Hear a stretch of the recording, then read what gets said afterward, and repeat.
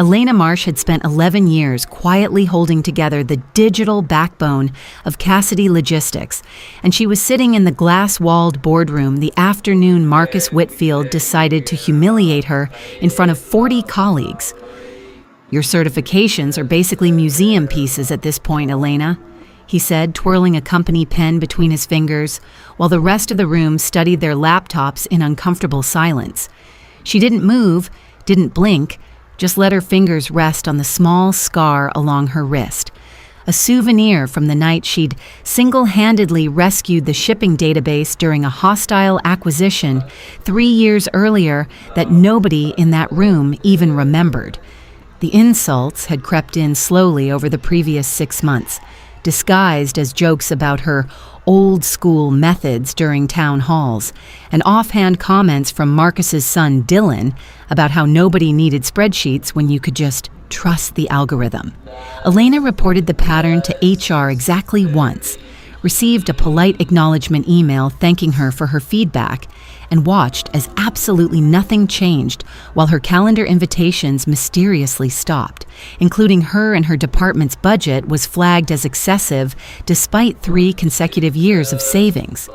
She said nothing in response, choosing instead to document every incident in a private log she updated nightly, understanding better than anyone in that building that real systems don't collapse in dramatic explosions, but rot silently from the inside until someone finally notices the smell.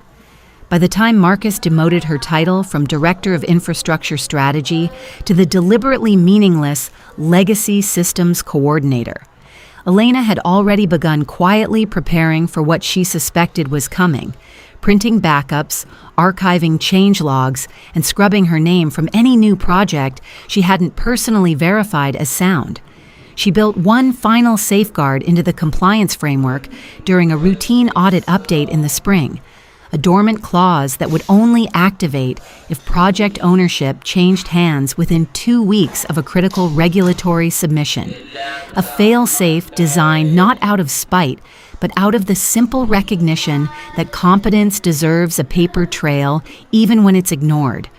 The termination meeting happened on a gray Tuesday morning in a conference room that smelled faintly of burnt coffee, with Marcus leaning against the table like a man congratulating himself on a decision he hadn't earned the right to make. "We're going in a bold new direction," he announced, gesturing vaguely toward his son Dylan, who sat beside him scrolling through his phone, a young man who had washed out of 2 failed startups and once genuinely asked Elena whether the cloud was a physical server room somewhere in Ohio. Elena rose without a word, collected the single folder she'd already packed beneath her chair, and handed her badge directly to the HR representative rather than to Marcus, denying him even that small satisfaction of a final exchange. She drove home in silence that evening, and once she was settled at her kitchen table with a cup of tea, she opened her laptop one final time to confirm the countdown had begun on the safeguard she'd built months earlier. A 13-day window ticking down toward an automatic compliance disclosure. It wasn't sabotage in any traditional sense, since every clause had been reviewed, signed, and filed through the proper legal channels months before. But it was, she knew, an unstoppable consequence that neither Marcus nor his son had bothered to notice buried in the documentation they'd both openly mocked her for writing.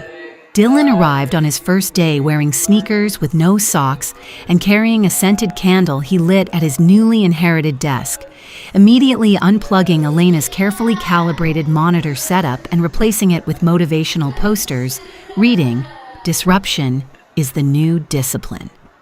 Within a week, contractor payments were frozen due to missing approval codes only Elena had understood. A sandbox testing environment was accidentally wiped during an unsupervised streamlining session,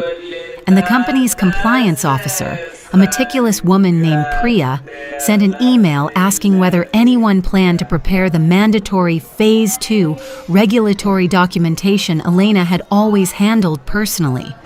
Dylan's response arrived 4 hours later, curt and dismissive, insisting the company was moving past that dinosaur process and didn't need what he called unnecessary red tape slowing down real innovation.